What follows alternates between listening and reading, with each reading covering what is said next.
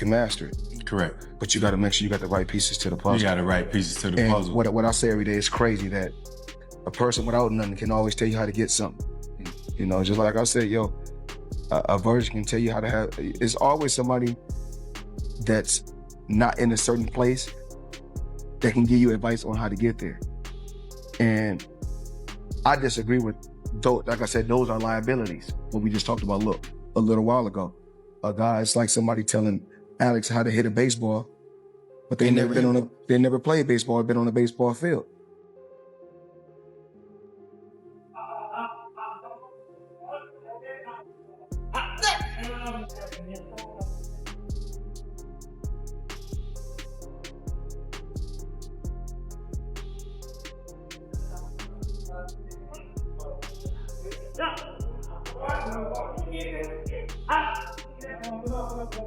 Hey, he called me earlier. He's like, yo, when you spar, I'm gonna come to the gym. I'm like, I'm gonna spar at 4 o'clock. I really didn't think he was gonna pull up, but he pulled up. It means everything, his advice and listening to him in the ring. He calling out little shit. I'm trying to make sure I do what he say. So a hell of a blessing to have Bud, Floyd, all these guys backing me, and I appreciate them. I'm just trying to keep pushing and keep getting better and better. Floyd Mayweather has revealed unexpected behind-the-scenes insight into Shakur Stevenson's sparring sessions with Teofimo Lopez, reigniting debate across a jab, but don't even stand right. Don't know nothing about boxing. So that's even like the commentators that watch our sports tell you how to, how to tackle, how to catch footballs. And if you correct them and tell them, you know what, you don't know what you're talking about, they get upset. And that's when you hear so many, you hear so many bad stories, because people always want you to tell them what they want to hear. They don't want the truth. And why? With no real knowledge. He noted that people often react negatively when they hear the truth, instead of what they want to believe, which is why he's always been labeled a straight shooter. According to insiders, Mayweather Jr. spent time in Shakur's camp, throw the punches. Your stance must be right as far as your pivot. Start off with your pivot, get on your pivot, and it's light. The jab goes like this. This is exactly how the jab go. Jab. This is called a 1-2. Boom, boom.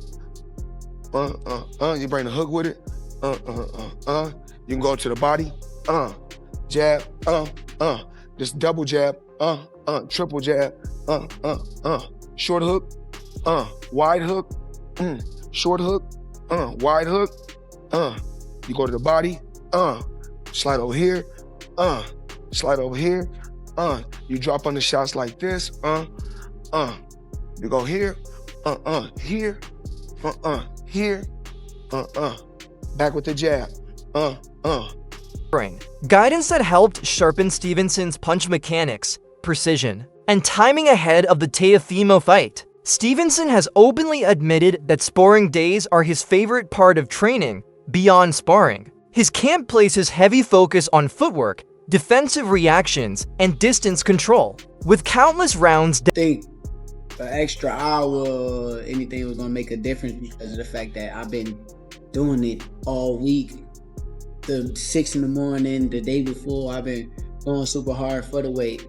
I'm a real fighter at the end of the day, so I wasn't trying to make a stand for a fight. I was just... He got picked on the world team. Every 2.5 years, he's gained weight. He moved up in weight. So, like, the weight gain and him going now is part of his natural growth process and going on. And so, I think he's more adjusted and he feels much more comfortable. Dedicated to refining timing and awareness rather than chasing. Highlight reel knockouts. For Shakur, preparation is about stripping chaos out of the fight and forcing opponents to operate strictly on his terms. Several insider reports have also revealed that Shakur Stevenson has been working closely with Terrence "Bud" Crawford. I'm looking.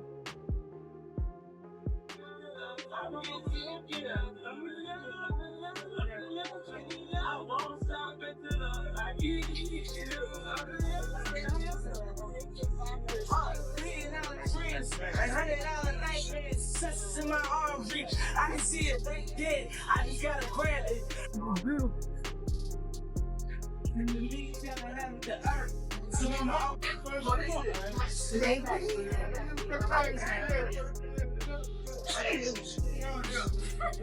As dream chasers.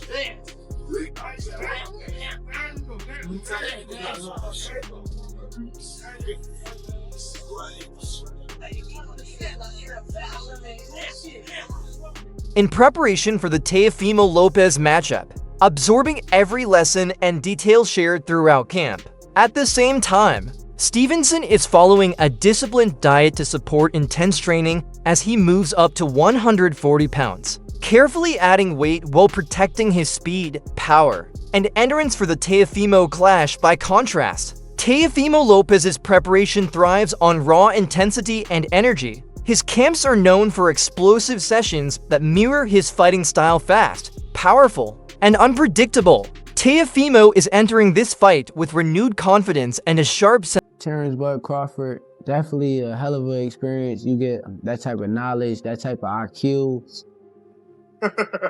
I look up to Bud a lot. Honestly, he one of the realest dudes that I done met. He's still a normal person in his head. Like, he don't believe that he's above everyone else. And that's how I feel about myself. You see me around a lot. I don't know. Don't act like you ain't seen me around. Them days. He said not them days.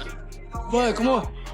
Terrence talking, I try not to talk back. I try to just listen and Straight, boom, straight shot. Like right here, boom, there you go. But you gotta make sure you step. Bam. That's when the motherfucker trying to run out. When the motherfucker trying to run, there you go. even if I don't feel the same way that he feeling at the moment, it don't matter. I still want to hear him out and try to understand what he's saying. If he's here, only thing he can throw because you out the way of the right hand. He like a sponge. He soak up everything that he need to soak up, put it into his arsenal, and then he make the best out of everything that he learned from everybody.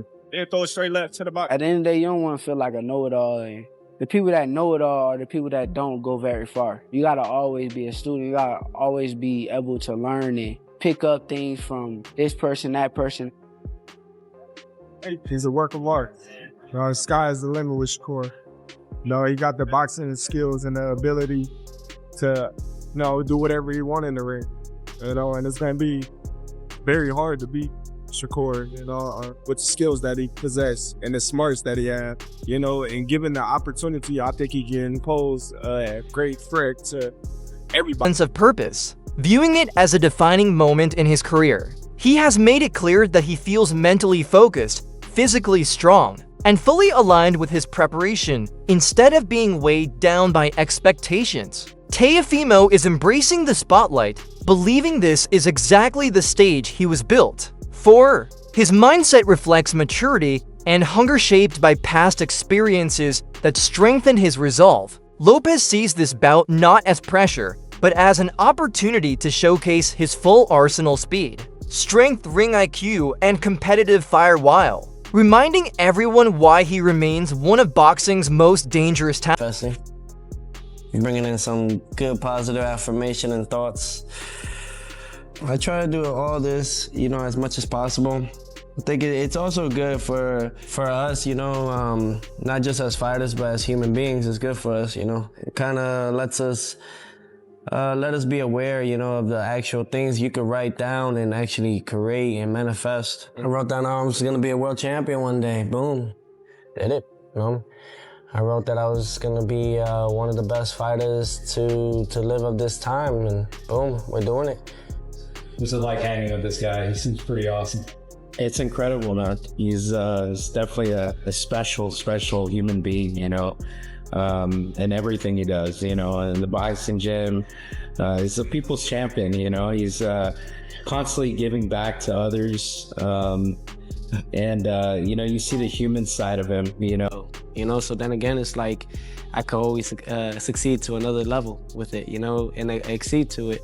So it's really just trying to just keep it going, you know, keep moving forward throughout the whole time and throughout the whole process, and mainly just have fun with it. You know, you gotta have fun with what you do. You know, I love this. You know, I haven't stopped doing what I've done because of the fact that I enjoy what I do. You know, this has been 20 years in the making.